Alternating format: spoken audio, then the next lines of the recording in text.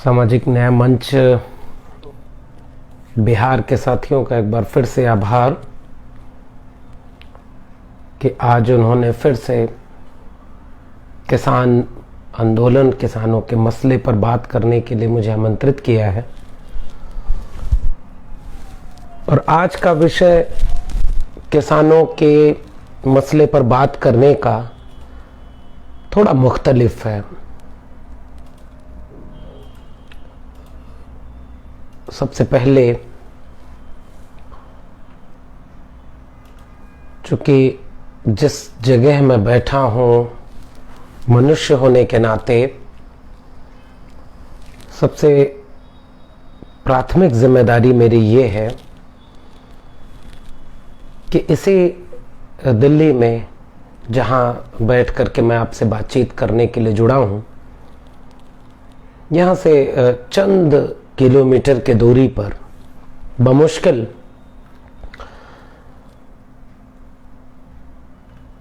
20 से 25 किलोमीटर की दूरी पर किसानों का जमघट है, किसानों का आंदोलन है, वो चल रहा है। और इस सर्द रात में जब हम यहाँ बैठे हैं, उसी वक्त किसान दिल्ली की उस भयानक सर्दी, उस सर्दी की रात में भी वो वहां पर लड़ रहे हैं, आंदोलन कर रहे हैं। और इस समय दिल्ली का जो तापमान है, जब मैं आज यहाँ पर बैठा हूँ आपके बीच में, तो ये रात में 10 डिग्री से भी कम चला जा रहा है। ऐसे मुश्किल वक्त में जब एक डेडलॉक की सिचुएशन बन चुकी है, ऐसी परिस्थिति बन गई है कि जिसमें सरकार अपने रुख पर अड़ी हुई है, किसान अपनी मांग पर, अपनी जिद पर अड़े हुए हैं। ये साख का प्रश्न बन चुका है। वर्तमान केंद्र सरकार शायद इस अर्थ में इसे ले रही, दो वजह मुझे लगती हैं। एक तो ये कि जिनको फायदा दिलाने के लिए यह कानून बनाया गया, वे उन लोगों का दबाव कि उनको मुनाफा कमाया जाए, और उनको पता था कि इस 3 किसान बिलों के बनने की प्रक्रिया में विरोध बहुत मुखर होंगे, इसलिए आपदा को अवसर में तब्दील किया गया और कोविड के वक्त में ये तीनों बिल इंट्रोड्यूस की गई। तो एक वजह तो ये है कि चूंकि जिनको फायदा दिलाना है, उनका दबाव इनके ऊपर बहुत ज्यादा है, तो बारी बारी एक एक चीजें भेज रहे हैं, वो बेच रहे हैं उनको। और दूसरा ये कि वो अपनी साख का सवाल इसे बना लेते हैं कि नहीं, हम जब कह दिए कि तीनों किसान बिल गंगा जल की तरह पवित्र हैं, बस किसान समझ नहीं पा रहे हैं कि ये उनके कितने फायदे के हैं, हम इसे 1 इंच पीछे नहीं हटेंगे। बोला था ना, शाहीन बाग वाले आंदोलन में भी बोला था, 1 इंच पीछे नहीं हटेंगे। अब तो ये कोविड आ गया, वो आंदोलन इसी सर्दियों का 1 साल पूरा हो रहा है। और शाहीन बाग, और एक जगह शाहीन बाग दिल्ली में जो बना था, उससे देश भर में न जाने कितने शाहीन बाग बने। उस आंदोलन को भी बदनाम किया गया और आज उन आंदोलनकारियों में से तमाम लोग जेल में हैं। उन्हीं के ऊपर दिल्ली के दंगे का आरोप लग के उनको जेल में डाल दिया गया। उनमें से ज्यादातर मुसलमान थे, तो मुसलमान को बड़ी आसानी से देशद्रोही, एंटी नेशनल, पाकिस्तानी क्या क्या कह करके उनको जेल में डाल दिया जाता है, और कोई जन आंदोलन उसके लिए बहुत खड़ा भी नहीं हो पाता है। पहचानों पर इस तरह हमले किए जाते हैं। तो मुसलमान होना एक पहचान है, किस तरह से उसको आसानी से निशाना बनाया जा सकता है। आज साल भर बाद इसी दिल्ली में जब मैं यहाँ बैठा हूं, तो उस आंदोलन में भी हम लोग साथ थे, और आज इस किसान आंदोलन में भी लगातार उन जगहों पर जाते हैं हिम्मत जुटाने। लड़ तो वो रहे हैं, हम लोग तो अपनी सहूलियतों के बीच में, देखिए, एक अच्छे कमरे में बैठ करके मैं सोशल मीडिया पर आपसे बात कर रहा हूं। ये तो एक बहुत प्रिविलेज वाली बात है ना। लड़ तो वो रहे हैं जो इस 10 डिग्री से भी कम टेम्परेचर जब रात में हो जा रहा है, तो वो दिल्ली के चारों कोने पर, उम्र के उस पड़ाव पर अपनी खेती बाड़ी का काम छोड़ करके वो बैठे हुए हैं। तो एक साल के अंतराल पर ये दो आंदोलन, और इन दोनों आंदोलनों को किस तरह से देखना चाहिए, ये एक मुख्तलिफ विषय हो सकता है। तो सबसे पहले उस आंदोलन कर रहे लोगों को सैल्यूट कि उनकी इस पहचान, जो कि किसान पहचान थी, जिस पर हमला इतना आसान नहीं था, लेकिन उनकी क्षेत्रीयता के आधार पर भी उन्हें खालिस्तानी कहा गया, उनको बरगलाया हुआ, अनपढ़, गंवार, जाने क्या क्या कहा गया। टुकड़े टुकड़े गैंग वाले लोग इसमें शामिल हो गए हैं, ऐसे ऐसे संगठनों का नाम लिया जा रहा है, वामपंथी शामिल हो गए हैं। गोया वामपंथी होना आरएसएस से भी बुरी चीज है, ऐसे कुछ कहा जाता है। बजरंग दल से भी बुरा है वामपंथी होना। इतने तरह के हमलों को झेल रहे हैं किसान और लड़ रहे हैं, तो सबसे पहले उनको सैल्यूट करते हैं और हम खुले मन से इस पूरे किसान आंदोलन के साथ खड़े हैं, क्योंकि देश के बाकी कोनों में यह आंदोलन नहीं हो पा रहा है। उसकी अपनी वजह है, थोड़ी बहुत गुंजाइश रहेगी उस वजहों पे बात करने की। अब आज हम लोग क्यों मिल रहे हैं, और इस फोरम ने एक विषय दिया, आयोजकों ने मुझसे बात की कि हमें इसमें बहुजन नजरिए से इस पूरे आंदोलन का विश्लेषण करना चाहिए, और मैं इससे सहमत हूं। दरअसल भारत जैसे देश में, जिसकी आंतरिक बनावट ऐसी है, सामाजिक बनावट, सांस्कृतिक बनावट, आर्थिक बनावट, ये तीनों को एक साथ शामिल करिए तो यह पूरी तरह से विभाजित है। इसकी कोई भी पहचान ऐसी नहीं है जिस पहचान को आप यूनानिमसली माने कि ये एक पहचान है। जैसे अगर आप ये कहते हैं कि दुनिया भर में महिलाओं के साथ गैर बराबरी हुई और भारत में भी है, दोनों में कोई फर्क नहीं है, तो मैं यहां कहूंगा आपसे कि नहीं, ठहरिए। भारतीय संदर्भों में एक महिला की पहचान के आधार पर, उसकी महिला पहचान के नाते उस पर अत्याचार, शोषण, अन्याय, गैर बराबरी साफ दिखती है, और वह है। लेकिन उस गैर बराबरी के क्या जातिगत पैमाने नहीं है। जातिगत आधार पर एक महिला, एक अपर कास्ट महिला, एक दलित महिला, एक ताकतवर घर की महिला और एक गरीब घर की महिला, इन दोनों में फर्क नहीं होगा, गहरा फर्क होगा।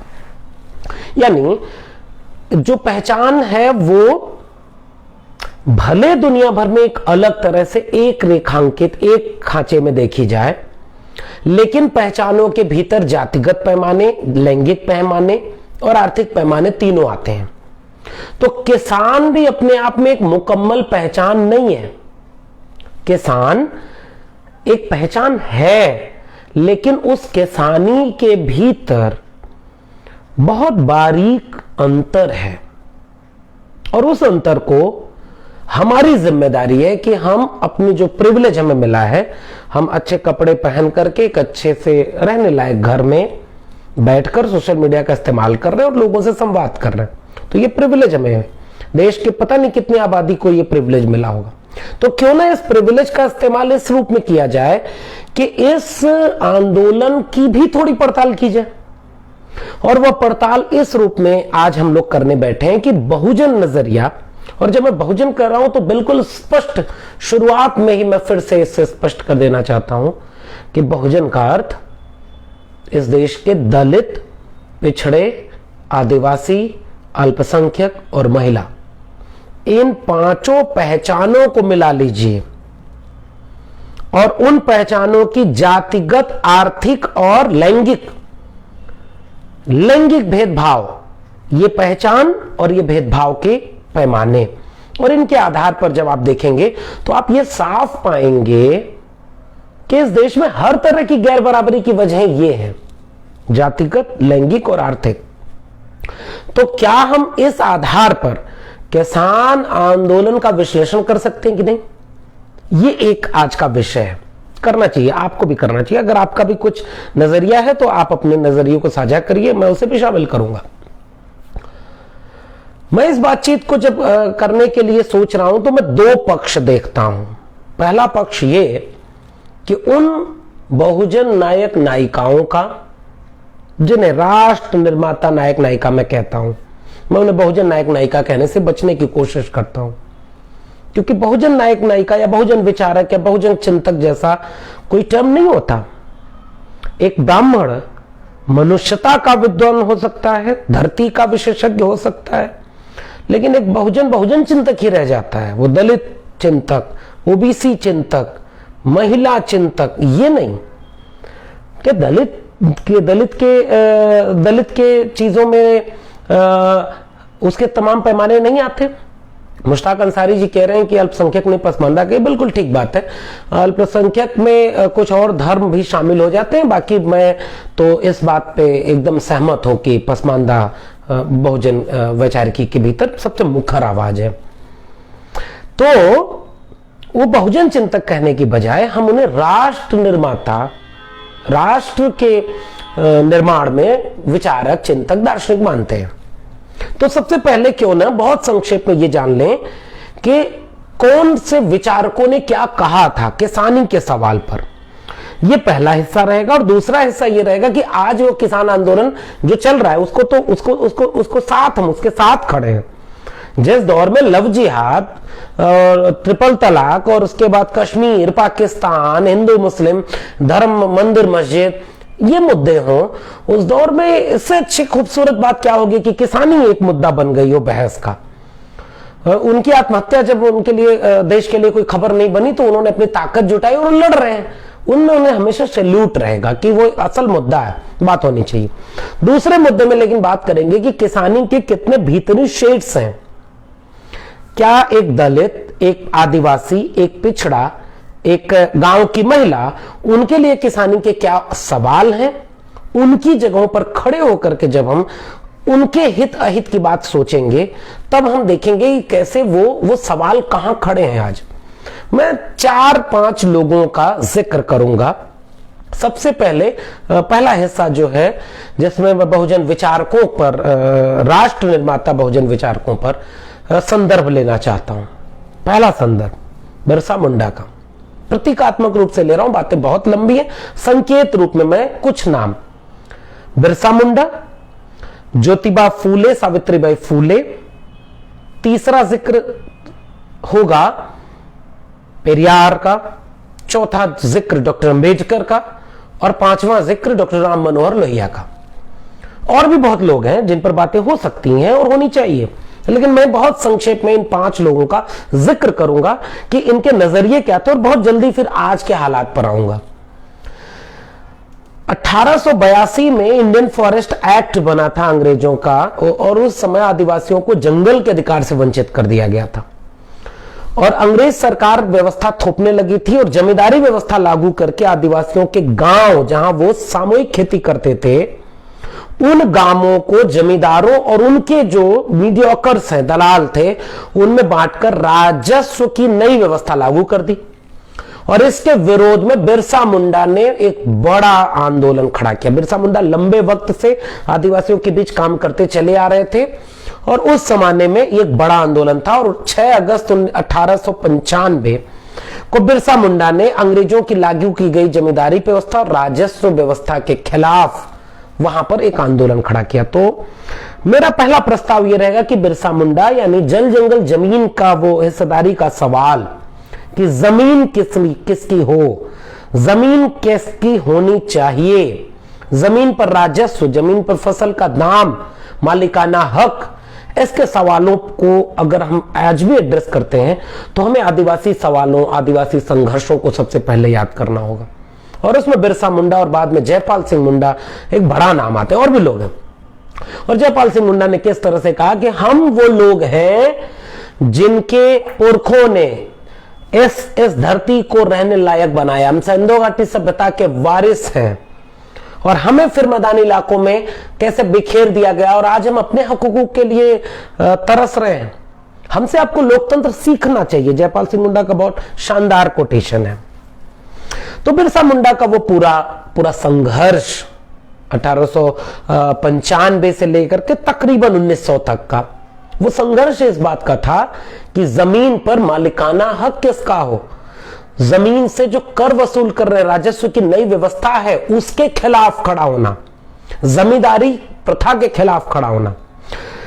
अब कई बातें आएंगी, बहुत संक्षेप में जो मैं बातें करूंगा, तो कई बार फूले का जिक्र जब आगे आएगा, पेरियार का जिक्र आएगा, अम्बेडकर और लोहिया का जिक्र आएगा, तो वहां जमींदारी जैसा प्रसंग जो है मैं उसे इसलिए अपनी बातचीत में शामिल कर रहा हूं क्योंकि जमींदारी प्रथा का उन्मूलन तो हो गया, जमींदारी प्रथा का उन्मूलन तो हो गया, लेकिन अब नए जमींदारों को इन 3 कृषि कानूनों में से एक कृषि कानून जिसमें कारपोरेट खेती के भी प्रावधान को छूट दे दी गई है, उनसे आपको इस जमींदारी प्रथा की चीजों को जोड़ के देखना चाहिए।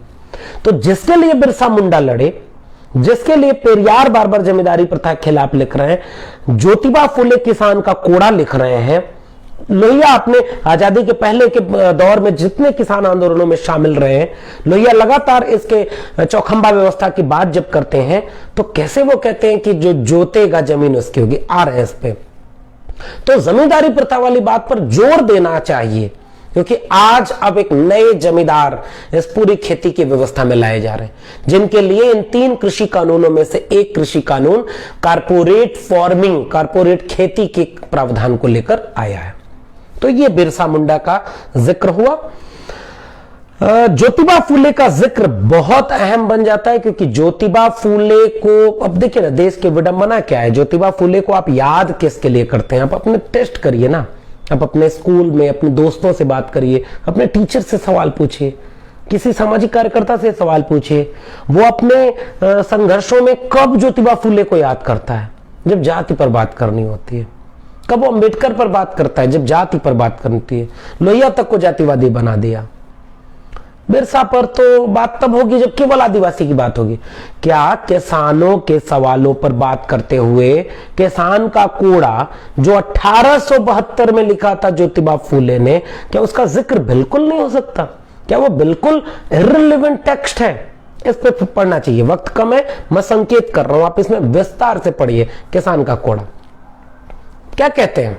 और उस समय का प्रसंग यह था कि 1875 में किसान आंदोलन शुरू हुआ। तब तकरीबन वही दौर था जब उस समय 77-78 में एक बड़ा अकाल पड़ा था महाराष्ट्र के इलाके में, और उस अकाल के चलते वहां बहुत फसल चौपट हो गई थी, किसानी चौपट हो गई थी। उसके बावजूद वहां अप्रत्याशित रूप से कर वसूला जा रहा था, और नई जमींदारी व्यवस्था जो बनाई गई थी, जमींदारी व्यवस्था का जो रैयतवाड़ी व्यवस्था बनाई गई थी, उसके आधार पर उस अकाल के बावजूद टैक्स वसूला जा रहा था किसानों से। और उस समय ज्योतिबा फूले 1877-78 में किसानों के इलाके में घूम घूम करके, उस समय उसका एक हिस्सा जो बना था वो पट्टेदारों का था। तो पट्टेदार यानी जिसको पट्टा मिला, जो खेती करता है, आसान भाषा में उसको इस तरह समझिए कि जो खेती करता है, उससे अकाल में फसल चौपट हो गई, उसके बावजूद उसके टैक्स वसूला जा रहा था।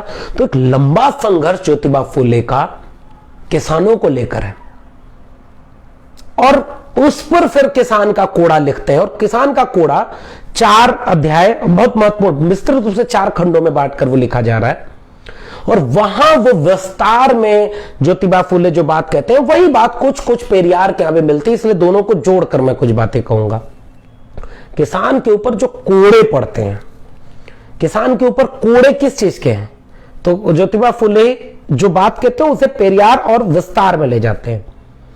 ज्योतिबा फूले कहते हैं कि हमारे यहां गांवों की जो व्यवस्था है ना, जो खेती किसानी है, वो कई तरह की परतों के भीतर शोषण का शिकार है। और वो परतें कौन सी हैं? पहली परत जो इन दोनों विचारकों के यहां साझा तौर पर मिलती है, और फिर अंबेडकर में भी उसका एक नए रूप में विस्तार होता है, गांव। और गांव किस चीज का प्रतीक है? और वहां से शाखाएं निकलती हैं। देखिए दर्शन कैसे विकसित होता है। गांव अभावों का प्रतीक है, वंचना का प्रतीक है, जिसको बाद में यही अंतर है गांधी के ग्राम स्वराज वाली पूरी अवधारणा से। गांधी गांव को बहुत ग्लैमराइज करते हैं, लेकिन डॉक्टर अंबेडकर और उनके पहले पेरियार, और पेरियार से भी पहले ज्योतिबा फूले बहुत बारीकी से गांव के पूरे समाजशास्त्र, गांव की अर्थव्यवस्था और गांव की बनावट पर प्रश्न चिन्ह उठा रहे थे। और वो क्या कह रहे थे कि गांव वंचना की शिकार इकाई है। तो गांव के आधार पर उन्होंने सवाल क्या क्या उठाए, शिक्षा नहीं है।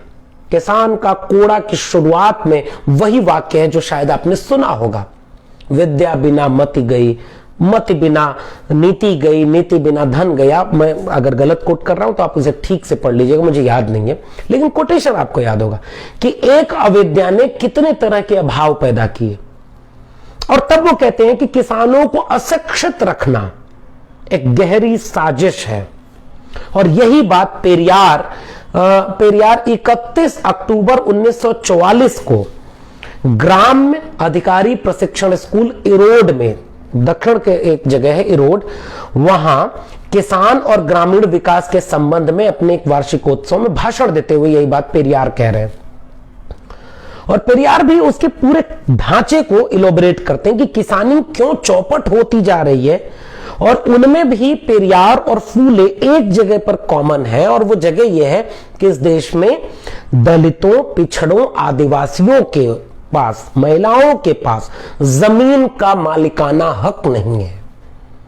अब आज के इस आंदोलन से देखिए, जमीन पर लैंड का जो ऑनरशिप है, जिसके पास ज्यादा है वो किस तबके के लोग हैं। इस देश में आज भी 1% से भी कम जमीनें दलित तबके के पास हैं, और उनमें भी जब रेशियो निकालते हैं तो एवरेज रेशियो है। अगर आप बाइफर्गेशन करेंगे तो अति पिछड़ी तमाम जातियां, महादलित जातियां, उनके पास जमीनें नहीं है, मालिकाना हक जमीनों का नहीं है। इसलिए उनके पास न एपीएमसी को बचाने का सवाल है, न एमएसपी को पर खरीद बिक्री का सवाल चिंताजनक है, या कारपोरेट फार्मिंग का। भाई वो उनके पास तो इतनी बर्बादी हो गई जिसकी चिंता ज्योतिबा फूले किसान का कोड़ा में कर रहे थे, जिसकी चिंता पेरियार अपने भाषणों में कर रहे थे, और जिसकी चिंता 3 किताबों के जरिए डॉक्टर अंबेडकर उस जमाने में कर रहे थे। तो ये दोनों किस जगह पे खड़े कि अशिक्षित रखना, किसानों को अशिक्षित रखना एक गहरी साजिश का परिणाम है। और फूले और पेरियार में बहुत संक्षेप में उस बात को अब आगे बढ़ा दे रहा हूं। इन लोगों ने क्या कहा कि अशिक्षा के चलते किसानी पर परंपरागत खेती का बोझ है, सिंचाई के नए उपकरण, अनाज के नए चीजों का, ये सारी चीजों का जो सवाल उठाया था वो उस जमाने में बहुत अहम सवाल थे। लेकिन अब चलिए, नया भारत आजाद हुआ, नए तकनीकी और विज्ञान तकनीक का विकास हुआ, तमाम तरह से कृषि के उपकरण आ गए, लेकिन वो जो शिक्षा वाला सवाल था वो आज भी अहम बना हुआ है, क्योंकि इस देश में किसानों के कितने बच्चों को शिक्षा मिल पाई है। और ताकि ये जो दावा कर रही है सरकार कि 3 कृषि कानूनों से हम ओपन मार्केट, इन 3 कृषि कानूनों में से एक कानून है ना, एक तो कॉर्पोरेट खेती वाला है, यानी आपके खेती का मालिकाना हक कितने दिन से सुरक्षित रहेगा, ये प्रश्न चिन्ह है। दूसरा, किसानों की बिल किस चीज को लेकर के आई है, वो बिल ये कहती है कि हम कारपोरेट खेती के साथ साथ कारपोरेट मंडियां खड़ी करेंगे, नई नई मंडियां, नई जगहों पे विकल्प देंगे, पूरे देश में किसान अपनी चीजों को बेच सकता है। और तीसरा कानून जो उनका है, मतलब एक कानून है मंडी तोड़ो एमएसपी छोड़ो कानून, वहां एमएसपी का कोई जिक्र नहीं होगा। दूसरा कानून है कि कारपोरेट खेती का, और तीसरा कानून है भंडारण का, एसेंशियल गुड्स जो है, जो जरूरी वस्तु अधिनियम है, आवश्यक वस्तु अधिनियम है, उसको भी बदल दिया गया है। यानी आप जरूरी वस्तुएं जो जिसका भंडारण करना गुनाह माना जाता है, अब गुनाह नहीं माना जाएगा, आप खूब भंडारण करिए। कालाबाजारी, जमाखोरी, 3 कानून है, आसान भाषा में यही कहा जा रहा है। सरकारी मंडी तोड़ो और एमएसपी छोड़ो, एक कानून हो गया। दूसरा कानून हो गया कारपोरेट खेती का, यानी आपकी खेती तक का संकट है कि वो आपके हाथ में रहेगी कि नहीं। और तीसरा कानून है कालाबाजारी, जमाखोरी के ऊपर, इसको आप अलग ढंग से पढ़िए। तो जहां वो जमींदारी वाला सवाल है पेरियार और फूले के यहाँ, उसको आप छोड़ दीजिए, चलिए जमींदारी खत्म हो गई और नई नई तकनीक भी आ गई, तो उत्पादन की नई तकनीक आ गई, सब कुछ हुआ। लेकिन ये जो तकनीकी आई और जिसका एक ऑब्जर्वेशन पॉइंट हो सकता है ग्रीन रेवोल्यूशन, हरित क्रांति, तो उस हरित क्रांति का भी लाभ किन जगहों को मिला, यह सवाल होना चाहिए। तो इस बिंदु को भी आप आज के व्याख्यान में जोड़ें कि हरित क्रांति का फायदा जिन किसानों को मिला वे ताकतवर हुए, उनके पास ट्रैक्टर है, उनके पास ट्रॉलियां हैं, उनके पास 6 महीने आंदोलन करने का राशन है, उनके पास एमएसपी की सुविधा है, उनके पास एपीएमसीज के भंडारण गृह हैं, उनके पास बड़ी बड़ी खेती का रकबा है, इसलिए वो आज अपने वजूद को बचाने के लिए लड़ रहे हैं। इतना सा है ये किसान आंदोलन। जिन जगहों पर ये चीजें पहले ही खत्म कर दी गई या कभी थी ही नहीं, दलितों पिछड़ों आदिवासियों के पास तो जमीनें ही नहीं थी, तो ये वाला पॉइंट आपको समझना होगा। तो वो अपना बचाने के लिए लड़ रहे हैं। इस एंगल पर जब पेरियार को पढ़ेंगे, फूले को पढ़ेंगे और डॉक्टर अंबेडकर को पढ़ेंगे, वो सब एक सवाल उठाते हैं कि हमारे श्रम का मूल्य कहां है। हम श्रमजीवी लोग हैं, हम कामगार लोग हैं, हमारे खून पसीने से अन्न उपजता है, तो ये टैक्स से लेकर 3 लेयर बताते हैं डॉक्टर अंबेडकर। मैं मर्ज करके तीनों को एक साथ बता रहा हूं। क्या क्या कहते हैं डॉक्टर अंबेडकर? एक बहुत महत्वपूर्ण छोटे किसान राहत विधेयक पर बहस होती है बॉम्बे असेंबली में, जिस पर ये बहस 1928 में होती है बंबई विधानमंडल में, जिस पर अंबेडकर एक बात कहते हैं, वो आते हैं राष्ट्रीयकरण वाली बात, उस पे आते हैं। लेकिन ये जो small holdings in India and their remedies और स्टेट एंड माइनॉरिटीज, ये 2 जगहों पर डॉक्टर अंबेडकर का जिक्र मिलेगा जहां वो किसानी के ऊपर बात करते हैं। पेरियार अपने भाषण में क्या कह रहे हैं, 1944 में क्या कह रहे हैं? पेरियार ये कह रहे हैं कि यह जो 3 चीजें हैं, इन्होंने इस देश के वंचित बहुजनों के, यानी वंचित शोषित बहुजन, उनका शोषण किया और उनकी किसानी खेती को चौपट कर दिया है। क्या क्या? ब्राह्मणवाद, गांव के भीतर का ब्राह्मणवाद। दूसरा नौकरशाही, राजा नौकरशाही या जो वो तंत्र है। और तीसरा अशिक्षा से लेकर के 3 चीजें हैं, वो मैं ये 3 चीजें, पंडा पुरोहित, महाजनी सभ्यता, जमींदारी सभ्यता जिसे उस समय कह लीजिए, और नौकरशाही। पेरियार अपने इस पूरे प्रकरण को 1944 वाली चीजों को, ज्योतिबा फुले इन 3 चीजों को लिखते हैं, पेरियार उसे आगे बढ़ा रहे हैं। और पेरियार बाकायदे इस बात को कहते हैं कि अशिक्षा होने की वजह से गांव के किसान इन सारी चीजों में शिकार हैं। और पेरियार कहते हैं कि जो वर्ण व्यवस्था है, उस वर्ण व्यवस्था के नाते जमीन का मालिकाना हक इस देश के दलित पिछड़े आदिवासियों को मिला ही नहीं। तो ये सवाल जो जमीन के मालिकाना हक का सवाल है, ये फूले के किसान का कोड़ा में है। 1944 के इरोड में जो भाषण है पेरियार का और उनके संकलन में संकलित है, वह सवाल यहां भी है, वही सवाल डॉक्टर अंबेडकर के यहां भी है। और इसीलिए डॉक्टर अंबेडकर अपने बॉम्बे असेंबली के भाषण में, स्टेट एंड माइनॉरिटीज किताब के लेखों में, और जो तीसरा जो संदर्भ है छोटे किसान राहत विधेयक बिल वाला बहस और small holdings in India and their remedies, इन तीनों में डॉक्टर अंबेडकर इसीलिए सवाल उठाते हैं कि इस देश में कृषि का राष्ट्रीयकरण होना चाहिए। क्योंकि लैंड होल्डिंग, लैंड ऑनरशिप का सवाल, भूमि का मालिकाना हक, आज भूमि का मालिकाना हक का सवाल क्यों नहीं है? मंडल कमीशन विस्तृत तौर पर शोध के जरिए यह सवाल उठाता है कि इस देश के अन्य पिछड़े वर्ग की आबादी 52%, सरकारी नौकरियों में इनकी नुमाइंदगी 12% से भी कम, वो भी ग्रेड 3 एंड ग्रेड 4 के लेवल पर, ग्रेड 2 एंड ग्रेड 1 पर तो 4% से भी कम है 52% ओबीसी। और उनके बाद जमीनों की हिस्सेदारी 6 to 8%। तो ये लैंड की ऑनरशिप किसके पास है? और ओबीसी जातियों में भी 2 या 3 जातियां हैं जिनके पास जमीनें हुआ करती हैं, और बाकी ओबीसी की अति पिछड़ी जातियां, उनके पास जमीन का मालिकाना हक नहीं है। तो यही सवाल किसान का कोड़ा में ज्योतिबा फूले उठा रहे हैं, यही सवाल पेरियार उठा रहे हैं, यही सवाल डॉक्टर अंबेडकर उठा रहे हैं। और इसीलिए डॉक्टर अंबेडकर कहते हैं कि जिस प्रकार से बीमा का राष्ट्रीयकरण होना चाहिए, उद्योगों का राष्ट्रीयकरण होना चाहिए, बैंकों का राष्ट्रीयकरण होना चाहिए, उसी तरह से डॉक्टर अंबेडकर साफ कहते हैं कि इस देश की खेती वाली हर जमीन का राष्ट्रीयकरण होना चाहिए और उसके बाद आवंटित किए जाने चाहिए, सामूहिक खेती हो और सबको सबकी जरूरत का सामान मिले। इससे बड़ा वामपंथ क्या है? यही तो कम्युनिज्म है, यही तो समाजवाद है। डॉक्टर अंबेडकर का यह जो दर्शन है किसानी को लेकर, यही वामपंथी दर्शन है और यही समाजवादी दर्शन है लोहिया का, सबकी जगह एक जगह। तो वो जो कॉरपोरेट खेती है जो आज अंबानी और अडानी के हाथों में इन किसान कानूनों के जरिए दी जा रही है कि अब अंबानी और अडानी इस खेती के करवाएंगे और वो समझौता करेंगे कि आपकी फसल को कितने रेट में हम खरीदेंगे। तो बहुजन नजरिए से अगर आप इस पूरे किसानी के सवाल को देखेंगे तो लोहिया वाला प्रकरण भी इसमें बात करते हैं। और 1954 में संसद में डॉक्टर अंबेडकर ने 1954 में डॉक्टर अंबेडकर ने यह सवाल संसद में उठाया था कि इस देश में न तो कोई जमींदार होना चाहिए और न कोई जमीन विहीन होना चाहिए, भूमिहीन होना चाहिए। और आज आपकी कृषि का पूरा ढांचा कैसा बन गया, इस देश का एक बहुत बड़ा तबका भूमिहीन हो चुका है या बहुत छोटी जोत का टुकड़ा उसके पास जमीनों का है, इसलिए वो एमएसपी तक नहीं जा पाता है बेचने। इसीलिए इस देश में सरकारी मंडियां खत्म हो गई, आंदोलन नहीं हो पाया।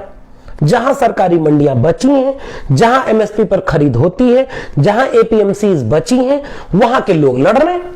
उनके पास ट्रैक्टर, उनके पास 6 महीने का राशन है, तो वो अपनी वजूद को बचाने के लिए लड़ रहे हैं। लेकिन सवाल इसको ऐसे ले जाइए कि जहां जमीन का मालिकाना हक ही नहीं, इस देश के दलितों के पास 1% से भी कम जमीनें हैं, उनको एमएसपी से क्या मतलब? तो क्या ये 3 कानून उनको कोई फायदा पहुंचाने वाले हैं? अति पिछड़ी जातियों को ये 3 कानून क्या कोई फायदा पहुंचाने वाले हैं? सवाल ये भी उठ सकता है। तो फिर सवाल ये उठेगा कि क्या कारपोरेट खेती से भूमिहीनों का कोई फायदा होगा? क्या जमाखोरी अधिनियम में संशोधन से इन भूमिहीनों का कोई फायदा होगा? कि क्या मंडियों के तोड़ देने से या पूरे देश में आप बेच रहे हैं, हमने पूरे देश में आपको बेचने के लिए ओपन मार्केट कर दी, तो भूमिहीन लोगों का इससे फायदा होगा क्या? यानी 3 कृषि कानूनों का इन 3 लोगों की खेती जो थोड़ी बहुत भी बची हुई है वो भी पूरी तरह नेस्तनाबूद हो जाएगी। अज्ञेय है, हिंदी के कवि हुए हैं सच्चिदानंद हीरानंद वात्स्यायन। अज्ञेय का एक छोटा सा सानेट है। सानेट एक रिसेंट टर्म है कविता के प्रारूप का। और सानेट क्या है पता है? तितलियों ने अपने पंख काटे और आजादी का एहसास किया। आज वही हो रहा है। आपके पास जमीनें नहीं हैं, ये इस पूरे किसान आंदोलन में, और ये हमेशा से रहा है। जब भी इस देश में किसान आंदोलन हुआ है, चाहे चौधरी चरण सिंह, चाहे चौधरी महेंद्र सिंह टिकैत हो, या अब लाल झंडा, हरा झंडा, जितने भी तरह के आंदोलन हुए, लाल झंडा में कहीं कहीं ये सवाल बड़ी प्रमुखता से उठाया गया कि वामपंथी धड़ों ने, जो जमीन पर काम करने वाले लोग हैं, जो लोहिया के समाजवादी परंपरा के लोग हैं, उन्होंने भूमिहीन खेती का मसला उठाया या छोटी जोत वाले किसानों के सवाल को उठाया। लेकिन इस समय हम देख पा रहे हैं कि जो बड़ी जोत वाले किसान हैं वह भी जब अपने वजूद पर हमला देख रहे हैं तो छोटी जोत वाले तो बिल्कुल नस्तनाबूद हो जाएंगे। ये बात याद रखनी है। इसलिए डॉक्टर अंबेडकर ने कहा था कि इस कृषि का राष्ट्रीयकरण होना चाहिए। आज ये सवाल किसान आंदोलन में क्यों नहीं उठ रहा है, ये हमारा सवाल है। बड़े नरेशन तक अगर आप नहीं जाएंगे तो आप छोटी छोटी चीजें बचाते हैं। चलिए ठीक है, आप किसान आंदोलन में सीएनआरसी वाले जो दोषी हैं, जो जेल में बंद कर दिए गए हैं, मैं तो कह रहा हूं कि क्यों नहीं समर्थन होना चाहिए। अगर आप केवल किसानी के लिए लड़ेंगे तो आज किसानी पर आपका साथ देने कोई छात्र, कोई नौजवान, कोई युवक, कोई मुसलमान क्यों आएगा, कोई दलित क्यों आएगा? क्योंकि हम सबको मिलकर लड़ना होगा, इसलिए हम सबको एक साथ खड़ा होना होगा। लेकिन किसानी पर अगर आप लड़ रहे हैं तो आप कम से कम इन चीजों के सवाल, जो बड़े सवाल हैं, लैंड की ओनरशिप का सवाल, यहां तक आना होगा। और तब बाबा साहब ने कहा था कृषि संबंधी उद्योग सरकार के अधीन होने चाहिए, मूल और आवश्यक उद्योग सरकार के नियंत्रण में होने चाहिए, और ये 3 कृषि कानून पूरी तरह से सरकारी नियंत्रण को खत्म करके खेती और किसानी को निजी हाथों में सौंप रही है। ये है मामला। बीमा व्यवसाय पर सरकार का अधिकार होना चाहिए, जो किसान को बीमा मिले। आज कहां कुछ है। अब तो बीमा की बजाय अंबानी और अडानी से आपको समझौता करना पड़ेगा उनकी मंडियों में। तब तक वो अपनी मंडी में रेट आपके बराबर देंगे जब तक बगल वाली एपीएमसी जो मंडी है, सरकारी मंडी है, वो बर्बाद ना हो जाए। जैसे सरकारी मंडी बर्बाद हो जाएगी वैसे प्राइवेट मंडी खड़ी हो जाएगी। और इसके बड़े बड़े प्रसिद्ध सा उदाहरण है, मैंने पहले भी इसको लिखा है, आज भी इसको लिख रहा हूं और बोल रहा हूं आपके सामने, इसको भी याद रखिएगा। सरकारी स्कूलों को बंद करने का कोई आदेश नहीं आया, बस बगल में प्राइवेट स्कूल खोलना शुरू कर दिया गया था। अपने आप सरकारी स्कूल बर्बाद हो गए। सरकारी अस्पतालों को आज भी बंद नहीं किया गया, कोई आदेश नहीं है सरकारी अस्पताल बंद होंगे। हर सरकारी अस्पतालों से धीरे धीरे सरकार ने अपने हाथ खींचे, प्राइवेट अस्पतालों को इसमें आने दिया। आज सरकारी अस्पतालों में जाने पर बीमारी मिलती है और प्राइवेट अस्पतालों में आप पूरा शरीर का प्रत्यारोपण करवा सकते हैं, पैसा होना चाहिए। तो स्कूल, अस्पताल और जितने भी प्राइवेट फर्म हैं उनको इसी रास्ते इन जगहों पर लाया गया। डॉक्टर लोहिया यहां भी आते हैं, इस पूरे प्रकरण को उठाते हैं। डॉक्टर अम्बेडकर कहते थे कि अगर हम वाकई किसानों के मुद्दों के प्रति गंभीर हों तो स्मॉल होल्डिंग्स यानी छोटे रकबे को भी मुनाफे में तब्दील किया जाना चाहिए। आज पता है यूपी और बिहार में क्यों आंदोलन नहीं हो पा रहा, उड़ीसा में क्यों आंदोलन नहीं हो पा रहा, मध्य प्रदेश में उस तरह क्यों नहीं हो पा रहा? क्योंकि यहां रकबा बहुत छोटा हो गया, इतनी छोटी जोत है कि किसी तरह वो कमा खा रहे हैं। और जहां जो थोड़े बहुत रकबे बचे हैं वहां एपीएमसी खत्म हो गए, एमएसपी खत्म हो गए। बिहार में 2006 में खत्म कर दी गई, कहा गया था कि बिहार में क्रांति हो जाएगी और बिहार के किसान जाकर के उसी पंजाब हरियाणा के खेतों में मजदूर बन के काम कर रहे हैं। तो ये एक विश्लेषण भी होना चाहिए। तो डॉक्टर अम्बेडकर ने कहा था कि स्मॉल होल्डिंग को भी एक मुनाफा के में तब्दील करना चाहिए, जिसके उनके मुताबिक सिर्फ कर्ज ही उपाय नहीं। कर्ज को लेकर के भी एक बात कहते थे कि वो डॉक्टर अम्बेडकर का कहना था, जो लोहिया भी बड़ी शिद्दत से उठाते हैं, कि किसानों को प्रशिक्षित किया जाए, विज्ञान और तकनीक की शिक्षा दी जाए, ब्राह्मणवादी पूंजीवादी सामाजिक संरचना को तोड़ा जाए। यही बात फूले ने कही है, ज्योतिबा फूले ने, यही बात पेरियार ने कही है कि एक किसान ब्राह्मणवादी तंत्र का, पंडा पुरोहितों का शिकार होता है, अशिक्षा का शिकार होता है, जमींदारों का शिकार होता है। महाजनी सभ्यता के प्रेमचंद को पढ़ेंगे तो आपको महाजनी सभ्यता समझ में आएगी। और पूस की रात का हल्कू किस तरह से जद्दोजहद करता है कि वो किसान बना रहे किसी तरह, लेकिन अंततः वो हल्कू अपने खेत को गंवा देता है और किसान से मजदूर बन जाता है। तो पेरियार, फूले, अंबेडकर एक जगह खड़े हैं और वो कह रहे हैं कि ब्राह्मणवाद और ये पंडा पुरोहितवाद, अशिक्षा, ये सारी चीजें किसान को कमजोर रखती हैं, जमीनों का टुकड़ा छोटा होना, और इस तरह से इस पूरे नरेशन को देखते हैं। डॉक्टर राम मनोहर लोहिया ने चौखंबा राज्य की अवधारणा को जब इलोबरेट किया तो चौथे खंभे के रूप में खेती, किसानी और मजदूरी, मजदूर, किसान और खेती, इन चारों को चौखंबा राज्य की अवधारणा में डॉक्टर राम मनोहर लोहिया एक अहम खंभा, मेन पिलर की तरह से मानते हैं। और डॉक्टर लोहिया लगातार ये सवाल उठाते हैं कि किसानी अगर मजबूत नहीं हुई, अगर हम अपने देश में किसानों को नहीं बचा पाए तो इसका डेमोक्रेटिक स्ट्रक्चर ही कोलैप्स कर जाएगा, यानी लोकतांत्रिक ढांचा इस देश का चल नहीं पाएगा। डॉक्टर लोहिया इसलिए लगातार किसान आंदोलनों के साथ खड़े रहे और डॉक्टर लोहिया 1944 में भी किसानों के आंदोलन के साथ खड़े रहे और दिल्ली से तकरीबन 2,500 किलोमीटर दूर वहां का किसान आंदोलन चल रहा है और वहां से लेकर के दिल्ली की बात करते हैं। आजादी की बात, राज मौर्य हर बात में ब्राह्मणवाद घुसेड़ देता है। लादेन मौर्य जी, बहुत अच्छा लगा आपका कमेंट आया कि कम से कम सुन तो रहे आप हमें। ब्राह्मणवाद यही चीज होता है कि वो अपने लोगों के खिलाफ अपने लोगों को ही खड़ा कर देता है। मौर्य जी, मेरा नंबर मेरे फेसबुक वॉल पर है, फोन करिएगा, बात की जाएगी कैसे ब्राह्मणवाद हर जगह है। लादेन तक मत जाइए, अपने देश में ही रहा जाएगा, एक एक चीज समझा जाएगा। अच्छा लगता है ऐसे कमेंट आते हैं तो, यानी कि उनको भी चिंता है कि देखें ब्राह्मणवाद को फिर से ये नंगा न कर दे। हमारे जैसे लाखों लोग बोल रहे हैं ब्राह्मणवाद के खिलाफ, मैं बहुत छोटा हूं, इसलिए थोड़ा भाषा का संयम वयम रखना सीखिए।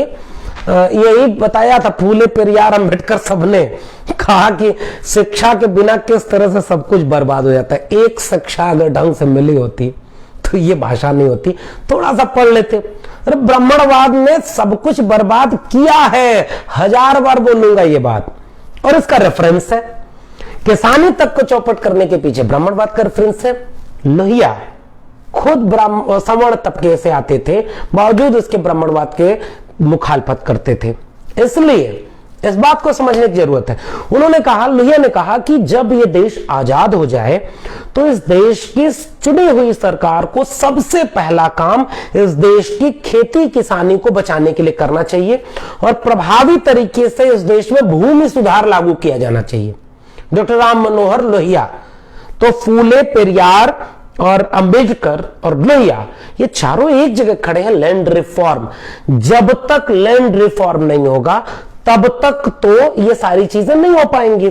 तो ये सारी चीजें, और डॉक्टर राम मनोहर लोहिया का एक बड़ा प्रसिद्ध सा नारा है। मौर्या जी अभी कमेंट मत करो यार, अभी सुन लो, कुछ काम की बात बता रहे हैं, सुन लो, फिर फोन करना, खूब बातें की जाएंगी दोस्त। डॉक्टर राम मनोहर लोहिया ने बहुत प्रसिद्ध नारा दिया था 14 जून 1951 को। कागोडू से 10,000 किसानों के साथ हल बैल लेकर उन्होंने खेत की जुताई शुरू कर दी थी और जो नए टैक्स रिफॉर्म आए थे किसानों के ऊपर, उन सारी चीजों की बात की थी। तो मानोगे नहीं राज मौर्या, फोन करना यार, बाकी तो ब्राह्मणवाद पे बात करेंगे। तुम बोलना, हम सुनेंगे, हम तुमसे सवाल पूछेंगे, तुम जवाब देना, फिर हमसे सवाल पूछना, हम जवाब देंगे। अभी सुन लो। तो ये 1951 में डॉक्टर राम मनोहर लोहिया ने उस पूरे मूवमेंट में जमींदारी प्रथा के खिलाफ, और बाद में जमींदारी प्रथा का उन्मूलन हुआ, और फिर से मैं कह रहा हूं, उन 3 कृषि कानूनों में फिर से एक नए तरह के जमींदार जो अंबानी अडानी के नाम पर वो आए। तो उन्होंने परती खेती की जुताई शुरू कर दी थी और उस समय उन्होंने नारा दिया था कि वोट, फावड़ा और जेल का लोकतंत्र, वोट, फावड़ा और जेल का लोकतंत्र बनाए रखने में बड़ा योगदान है। कि वो फावड़ा जो है ना, वो इस देश को बचाने का, वो देश का वो चीजें करेंगे। अच्छा, कुछ आप लोग भी जवाब दीजिए। मौर्या जी पूछ रहे हैं, अच्छा मौर्या जी की भाषा ठीक हो गई, शुक्रिया मौर्या जी, आपकी भाषा अच्छी हो गई है। ऐसे ही अच्छी भाषा में बात करते हैं। ये पूछ रहे हैं कि कौन सी जात किसानी नहीं करती। मैं कम से कम 50 जातियां तो अभी गिनवा सकता हूं। अति पिछड़ी जातियों में और महादलित जातियों में, आदिवासियों की जातियों में, तमाम जातियां जिनके पास जमीन नहीं है, और यही मेरा सवाल है और यही बहुजन नजरिए से पूरे किसान आंदोलन पर बात है। जिनके पास जमीन नहीं है, अगर वो दूसरे के खेत में खेत मजदूर का काम करता है तो क्या उसे किसान कहा जाएगा? ये बहुजन नजरिए से इस पूरे किसान आंदोलन का विश्लेषण बहुत जरूरी है। मौर्या जी खोज के देखना कितने लोगों के पास जमीन है। तो ये मैंने अभी बातचीत के क्रम में 5 बहुजन नायकों को अपना रेफरेंस लिया है।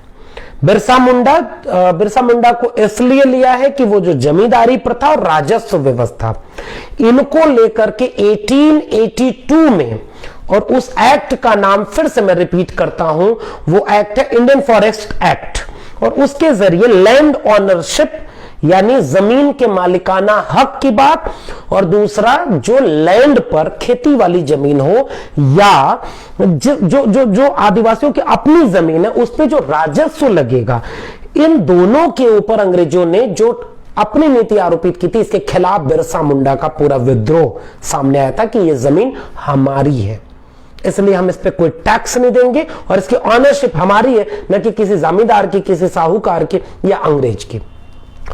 तो हमें रेफरेंस उससे लेना होगा। और उसके बाद फिर चार बहुजन नायक, Jyotiba Phule, E V Ramaswamy Naicker Periyar, doctor Ram Manohar Lohia and doctor Bhimrao Ambedkar, इन चारों को ही अगर हम विस्तार में पढ़ें, मैंने बहुत संक्षिप्त में, बहुत सारी बातें छूट गई हैं, इन चारों को जब मैंने अपने पूरे रेफरेंस में लिया तो कुछ पॉइंट्स बिल्कुल साफ तौर पर सामने आ रहे हैं। जब तक पूरा मामला असली सवाल तक नहीं जाएगा, और वो असली सवाल यही है। मौर्या जी भी देखिए उसी सवाल से सहमत हो गए। मौर्या जी कह रहे हैं हमारे यहां सबसे ज्यादा जमीन कुर्मी बिरादरियों के पास है, तो इसका मतलब कुछ बिरादरियों के पास बिल्कुल जमीन नहीं होगी। यही सवाल है। तो हम यही सवाल कर रहे हैं मौर्या जी, राज मौर्या जी, कि किसान आंदोलन को केवल लैंड ऑनरशिप के बड़े फलक पर नहीं देखा जा सकता। इस देश के बहुत बड़े तबके में बहुत बड़ा तबका बहुजनों का ऐसा है जिसके पास लैंड नहीं है, वो लैंडलेस है, जमीन भूमिहीन है, या खेत मजदूर हैं जिनकी बात हम कर रहे थे। खेत मजदूर को इस तरीके से कहा जा रहा है कि वो केवल दूसरे के खेत में काम करते हैं, तो जमींदारी प्रथा खत्म होगी, तमाम चीजें खत्म होगी। तो आज अगर पूरे किसान आंदोलन को अगर हमें व्यवस्थित तौर पर देखने और समझने की बात की जाएगी तो सबसे पहला सवाल लैंड के ओनरशिप का होना चाहिए, लैंड रिफॉर्म का होना चाहिए मेरे हिसाब से। आप कुछ और चीजें इसमें जोड़ सकते हैं। पवन जी एक सवाल कर रहे हैं कि आने वाले कुछ सालों में सीमांत किसानों की किसानी का अंत हो जाएगा। बिल्कुल ठीक बात है, और सीमांत किसानों का ही नहीं पवन जी, जो ये नए तीनों प्रावधान आए हैं, ये तीनों प्रावधान जो डॉक्टर अंबेडकर या लोहिया या फूले पेरियार की जगह तक नहीं जाएगा, वह इस बात पर ले आ रहा है कि पूरी लैंड की ऑनरशिप ही किसान से चली जाए। तो लैंड की ऑनरशिप की बात इस तरह से किस तरह से ऐसे की जाएगी कि वह लैंड अब आपकी नहीं रही। कैसे? एक बड़ा छोटा सा उदाहरण दे रहा हूं और इससे मैं इस पूरे प्रकरण को बात को करूंगा। ईस्ट इंडिया कंपनी जब आई और जब यहां के किसानों पर उन्होंने यह बात शुरू की कि हम यह करेंगे कि आपको बताएंगे कि आपको यह फसल उपजानी है, व्यावसायिक फसलें, नील की खेती और तमाम व्यावसायिक फसलें, फिर उसको वह किस रेट में खरीदेंगे ये ईस्ट इंडिया कंपनी या कंपनी तय करती थी, और फिर अपनी कंपनी के उत्पाद में जो प्रोडक्ट बना है उसको इन्हीं लोगों को दुगने दाम पर बेचती थी। तो वही नई कारपोरेट फार्मिंग यानी नई कंपनी राज इन 3 कानूनों से आ रहा है, और इन 3 कानूनों के जरिए कारपोरेट फार्मिंग हो, चाहे वो जरूरी वस्तु अधिनियम वाले में संशोधन हो, चाहे वो एमएसपी छोड़ो मंडी तोड़ो वाला कानून हो, इन तीनों कानूनों के जरिए जो लैंड की ऑनरशिप है उसका कोई वैल्यू नहीं रह जाएगी। तो बड़े किसान भी खत्म हो रहे हैं, इसीलिए वो लड़ रहे हैं। तो छोटे किसानों का सवाल फिर कहां जाएगा? तो क्यों ना एक एजेंडा सेट किया जाए, और वो एक एजेंडा ये हो कि इस पूरे देश में जितने भी कृषि योग्य जमीनें हैं उनका लैंड रिफॉर्म की पॉलिसी के जरिए इक्वल डिस्ट्रीब्यूशन किया जाए। नहीं संभव है, किसी में हिम्मत ही नहीं है, क्योंकि सब कुछ जब अंबानी अडानी के हाथों में बेचा जा रहा है तो यहां तक की बात तो जाएगी ही नहीं जनता के पास। तो इसीलिए किसान आंदोलन बटा हुआ नजर आएगा। इसीलिए जो लैंड ओनरशिप जिसके पास है, जिसके पास जमीनें ज्यादा है, उनका आंदोलन मजबूत खड़ा हो रहा है। और जिस चीज का, जिन किसानों का, दलितों का, अति दलित, महादलितों का, हालांकि दलित शब्द में सारे आ जाने चाहिए, लेकिन कुछ लोगों को लगता है कि नहीं, दलित के भीतर भी महादलित है, पिछड़े के भीतर भी अति पिछड़ा। मेरे हिसाब से सारे पिछड़े हैं, बस फर्क प्रतिशत का है, और उस प्रतिशत को भी एक अलग अलग दायरे में आप दे सकते हैं।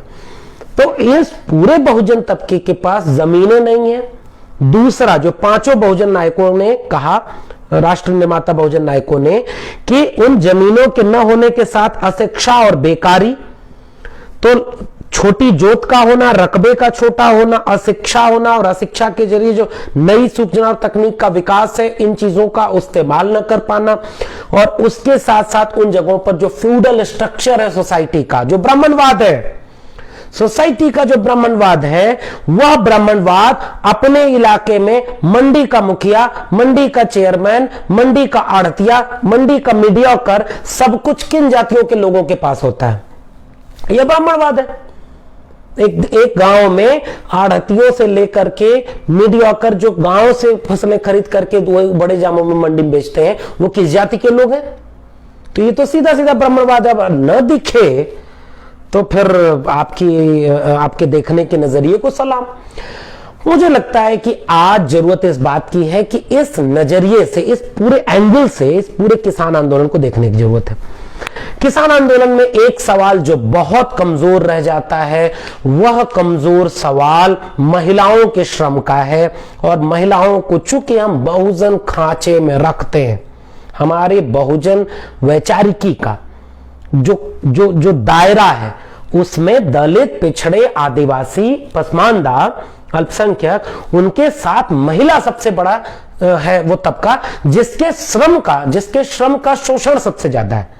तो जिस तरह से जमीनें न होने के चलते पिछड़े दलित आदिवासियों के श्रम का शोषण, उन खेतीहीन मजदूर हो जाना, उनके पास अशिक्षा सबसे ज्यादा होना, उनके पास पूंजी का न होने की वजह से पूंजीवाद की गिरफ्त में सबसे जल्दी पहुंच जाना, उसी तरह से महिला भी इस पूरे शोषण का, बहुस्तरीय शोषण का शिकार होती है। तो किसान आंदोलन को मुझे लगता है कि इस फलक पर ले आने की जरूरत है, क्योंकि लैंड की ऑनरशिप, भूमि का जो भूमि की मालिकाना हक है, वह महिलाओं के पास उसी तरह से नहीं है जैसे तमाम दलित, पिछड़ी, आदिवासी जातियों के पास शून्य है। उनके पास जमीनें नहीं है, बिल्कुल नहीं है। उसी तरह से महिलाओं के पास वो मालिकाना हक नहीं है और महिला श्रम का कोई मूल्य नहीं है किसानों की पूरी टर्मिनोलॉजी में, किसानी शब्द में। यह ठीक बात है कि इस समय जो आंदोलन चल रहा है ये बहुत संतुलित आंदोलन है। इस आंदोलन में बड़ी तादाद में, मैं तो जाके देख रहा हूं, लगातार हम उन जगहों पर जा रहे हैं, बुजुर्ग किसान, हमने बात भी की तो हमने ये देखा कि पंजाब और हरियाणा में तमाम कमजोर किसान तबके के भी लोग आए, ताकतवर ज्यादा हैं लेकिन कमजोर तबके के भी लोग आए, महिलाएं बड़ी तादाद में हैं, युवा बड़ी तादाद में है। लेकिन पूर्वी उत्तर प्रदेश जो जिसे cow belt, so called cow belt कहते हैं, उसकी जो डेमोग्राफी है, उसका जो economical, cultural and social aspect है, वह इतना वीक हो चुका है कि उसमें इस पूरे किसान आंदोलन को हम नहीं फिट कर पा रहे हैं, इसलिए वहां कोई किसान आंदोलन नहीं है। तो क्यों नहीं इस किसान आंदोलन में इन सवालों को शामिल करके इसे एक पैन इंडिया किसान आंदोलन बनाया जाए, इसलिए मैं पूरी बात आपसे कर रहा था। इसमें शामिल की जाए डॉक्टर अंबेडकर की वह खेती के किसानी को राष्ट्रीयकृत उद्योग के तरह पे शामिल करने की बात, इसमें शामिल की जाए डॉक्टर राम मनोहर लोहिया की चौखंबा राज्य की जो संकल्पना है, उसमें कृषि, मजदूर और किसान की बात, इसमें शामिल किया जाए ज्योतिबा फूले का वो किसान का कोड़ा, जिसमें अशिक्षा, ब्राह्मणवाद और तमाम चीजें एक साथ जोड़ करके छोटी जोत के किसानों को पूरी तरह नेस्तनाबूद कर चुकी हैं। हस्तशिल्प, कुटीर उद्योग जैसे बर्बाद हो गए ना, पूंजीवाद के आने से हस्तशिल्प, कुटीर उद्योग बर्बाद हो गए, तो आपके हाथ को जो कौशल पता था वह कौशल छिन गया और नया कौशल सीखने का मौका नहीं दिया जाएगा, क्योंकि एजुकेशन कोलैप्स कर दी गई थी।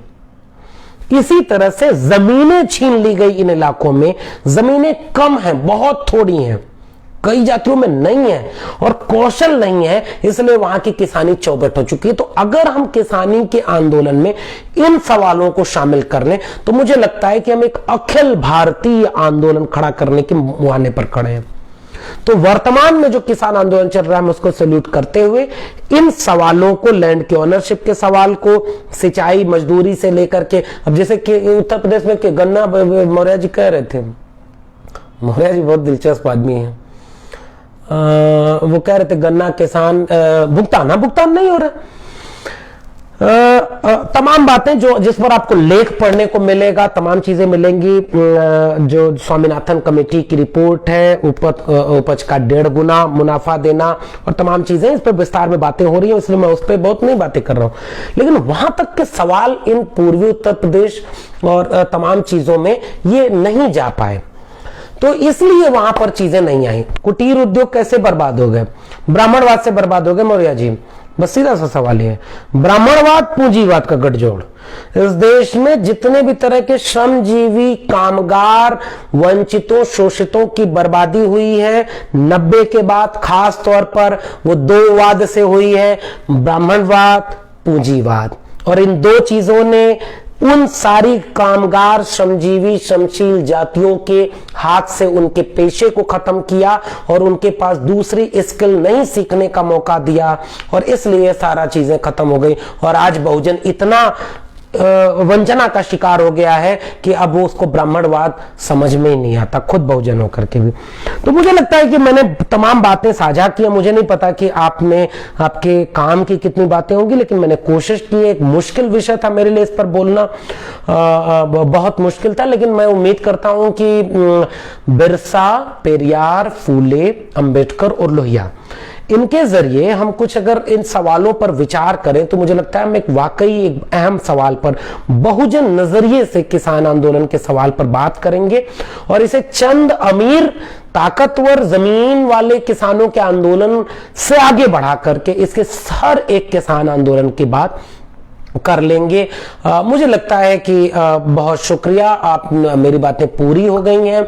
अगर कोई आपका आगे भी सवाल आएगा आप कमेंट बॉक्स में लिखिएगा, मैं उसका जवाब देना चाहूंगा और मौर्य जी की फोन का इंतजार रहेगा मुझे। बहुत बहुत शुक्रिया सामाजिक न्याय मंच का, बहुत आभार कि वो एक बहुत अच्छी सीरीज चला रहे हैं, बहुत अच्छा काम कर रहे हैं, लगातार बहुजन सवाल को मुख्य बहसों में लाने की कोशिश कर रहे हैं। और आखिरी बात यही कि बिना सामाजिक न्याय के सवाल पर, बिना बहुजन नजरिए से, बिना दलित, पिछड़ा, आदिवासी, पसमानदा, अल्पसंख्यक और महिला, इसके खांचे में हर एक सवाल को तोड़कर देखने की बजाय अगर कोई बात की जाएगी तो वो बातें अधूरी होंगी, उनका एक सिरा हमेशा खाली होगा और वह न्यायपूर्ण नहीं होगी। इसके लिए सामाजिक न्याय मंच, उनके आयोजकों को बहुत बहुत शुक्रिया, बहुत बहुत धन्यवाद। फिर मिलेंगे किसी मसले पर बात करते हुए, तब तक के लिए शुक्रिया, धन्यवाद। इंकलाब जिंदाबाद।